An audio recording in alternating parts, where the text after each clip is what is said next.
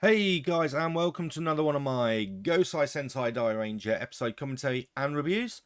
This time it's episode 11, Magnet Gauss. And just quickly, if you do enjoy what you see, please remember to like and subscribe. It just means a lot on a small channel like this. Let's get into the episode. The episode opens with Shoji out on a training run, when he starts following another jogger. As she stops, Shoji turns and asks her what's wrong. And when she pauses, he tells her life is a 1-2 punch and she has to have faith. The girl asks if Shoji is a boxer, and he responds that he's known as Shoji the Bullet, impressing her, and she asks him to tell her about boxing. Back at HQ, Shoji is bragging about his success with Natsume, as Ryo and Kazu just mock his chat-up lines, but Shoji just calls them jealous, much to Daigo and Rin's amusement. In the city, a strange priest is walking around saying NS over and over, while twirling a red and blue stick with an N and an S on opposite ends. As he keeps walking, he comes across a couple, calling them happy. But as they pass, he puts an N on both of them, causing them to fly apart and throwing the guy off the bridge, leaving him clinging to the railing. The girl tries to save him, but the priest places an S on a poster and she's pulled onto that. And the priest laughs while declaring his magic magnetism is wonderful. Elsewhere, Shoji is walking with Rin, asking her to help him find the best present for Natsume before rushing her up some stairs. As they pass, the priest places an N on Shoji, but misses when he tries to get Rin.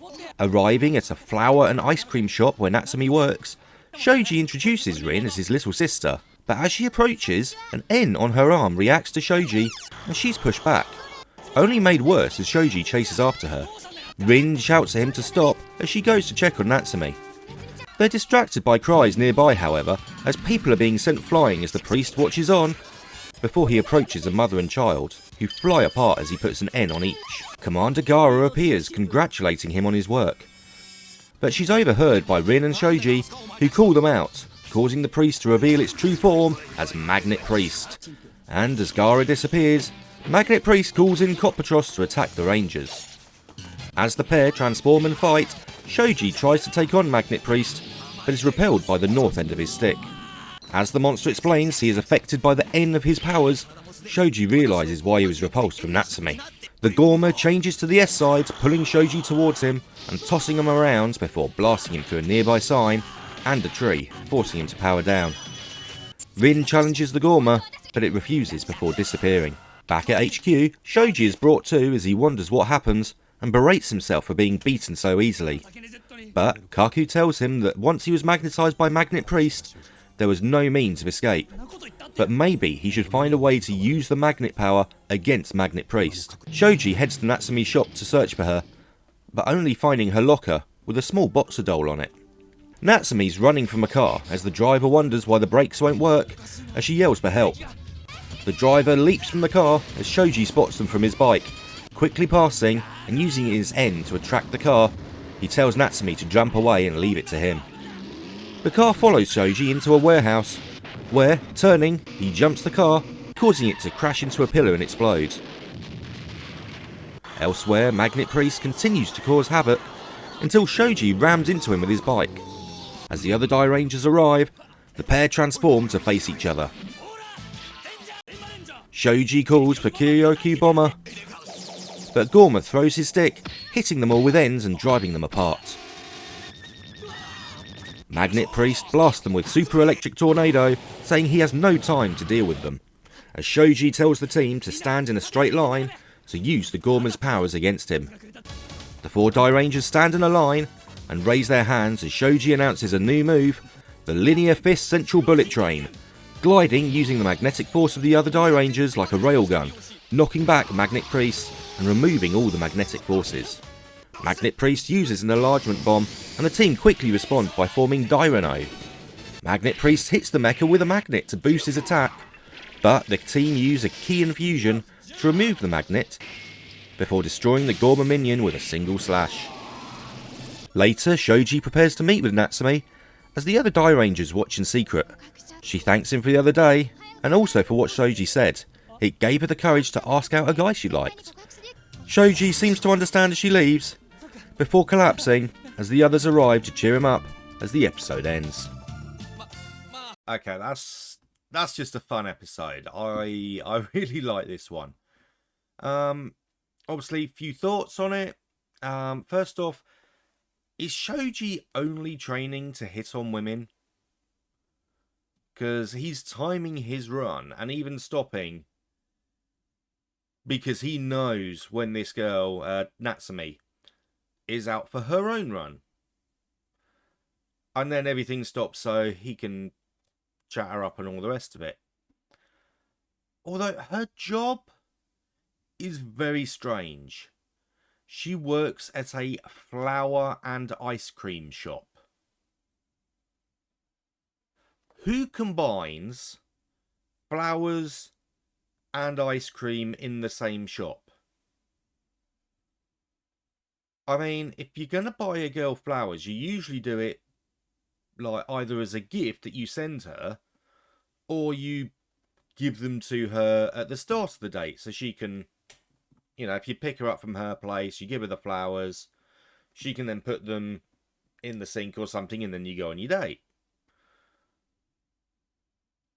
You don't go out and go, oh, let's get some ice cream. You eat your ice cream. You're like, oh, I'm going to buy you some flowers as well. Would you like some? I've never known a date like that. It's it's very weird. I mean, has anyone else ever seen a flower and ice cream shop? Am I in the minority here? I mean, please let me know. Have you ever seen a flower and ice cream shop? Or what is the strangest combination of shop that you have actually seen? You know, I mean, what, 20 years ago, people would have thought it weird to see a pizza shop selling kebabs and fried chicken, but they all seem to do that now. But, you know, this is almost 30 years now, and I still haven't seen. In fact, no, this is over 30 years because Kakarangers already had its 30th. This is over 30 years now, and I've never seen another flower and ice cream shop. Not even in Sentai, actually. It's the only time. But hey, other things of the episode. The bit where Natsumi is being chased by the car. That's just fun. And you got the guy in there going, it's not working. Bail out. And just jumps out the car. I mean, handbrake, maybe? But also, I guess the training pays off because Natsumi can outrun a car. Although, Shoji is able to jump it on a normal bike and no ramp. He's like, yeah, I'm just going to accelerate. Whee! Over the car. Although you can quite see it's filmed off to the sides, but we'll say it was over the car. But that was quite a cool scene. I did like her running from the car. As for Magnet Priest himself, the priest is a really strange disguise. In his human form, considering he doesn't look priest-like at all in his Gorma form. But I love the magnetism powers. I mean, the extras, I mean, they probably use a load of stunt doubles, but those stunt doubles must have had so much fun on trampolines on the scene where everyone's just flying everywhere. It's like, yeah, I want another go. I want another take. I don't think I did it right. And of course, you know, the Dairangers themselves, when they all get magnetized, they turn themselves into a railgun. And that's just damn cool. I mean, that is smart. That is very smart. Like, oh yeah, I can just... You know, each of you attracts me. It's like... No, repelling. And it's like... Straight along. I love that. I think that is a brilliant, like, idea. And a brilliant way to, like, finish off the monster in its small form. Obviously, it then goes big. It's the first time that Dairano even seems to react to any damage. When it's got the magnet attached to its chest and he uses his rod, it actually seems to flinch to the attack and the damage being inflicted. And then it just breaks the magnet apart and destroys the Gorma with a single hit. We've got Ranger Stalking. Again, I think I mentioned this in, if I scroll through my, yeah, 2 episodes, no, last episode, they were stalking Daigo when he was on his date with Kujaku, and now they're stalking Shoji when he's meeting up with Natsumi because he wants to, try and go out with her and all the rest of it. But then she said, "Oh yeah, thanks for your advice. It's helped me like talk to the guy I liked at my boxing club."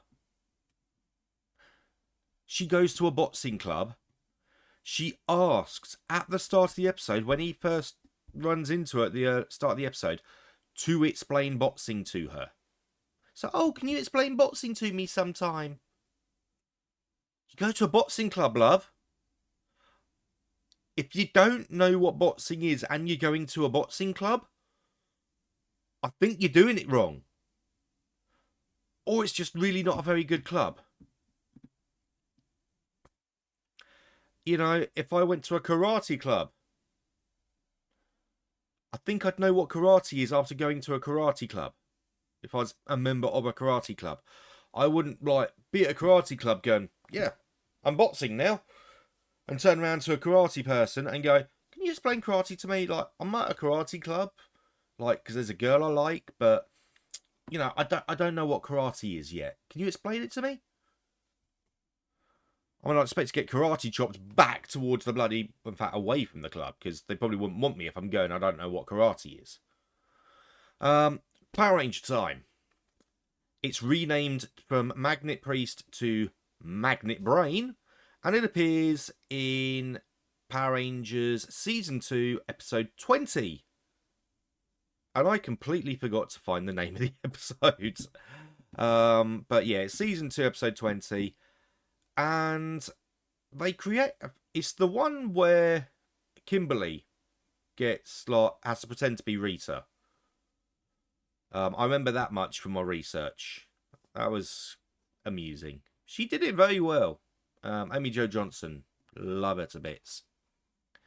But yeah, apparently, Magnet Brain's existence creates a terrible storm. Apparently it's a geomagnetic storm. Or solar storm or something. But apparently, that's not the worst that it's going to be. Magnet Brain, because of his magnetism, if he's not destroyed quickly, will, and I quote, eventually dematerialize the Earth. So Lord Zed wants to take over the Earth. Not just destroy it, but take over the Earth. I mean, what's the point of destroying a planet when you can take it over and have all the slaves and all the rest of it? We've got a population of over 7 billion, that's a massive slave army. Or workers, or whatever you want to do with them. Is this the origin of my villain arc? Forget I said that. You know nothing. But, yeah, apparently Magnet Brain's very existence will cause the Earth to dematerialize if they don't destroy it. No new footage is created. And when they defeat it in small version, before it goes giant, they actually use the Power Blaster. So instead of copying the Dairanger thing of all the Rangers getting magnetized and making a railgun out of themselves, which is, like I've already said, such a cool concept. Oh, we're all magnetized. Yeah. Railgun. No. It's, let's use the Power Blaster. Which I think at this stage is probably one of the last times they use it, because they're going to start using the cannon that's from Dairanger eventually. But, yeah, just no new footage. So, after last episode, where we had new footage in part 2 of the Ninja Encounter, which was, about 3 episodes after this, Power Rangers wise? They filmed new scenes. We're back to getting no new scenes. The Rangers do fight Magnet Brain, kind of. It's just him using his ranged attacks and them getting thrown around before they use the power cannon. Yeah. I mean, when you've got all your own footage, you do it better. So me saying, "Oh, Dairanger did it better," is kind of an unfair comparison.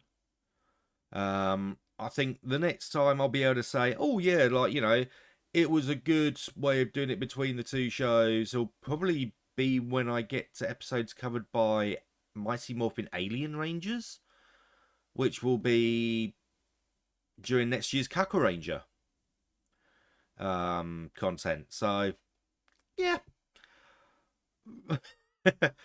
Yeah, Power Rangers did what they could, and don't take me like saying, this is naff, because I grew up on it.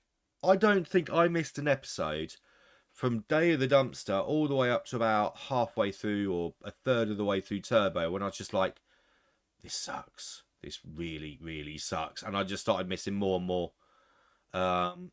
Although Turbo, comedy series to a serious series, and I can't remember if it was the Turbo movie or the Turbo series, and you've literally got Tommy as the Red Ranger going, manual, how do I work this thing? And it's like, oh my god, why?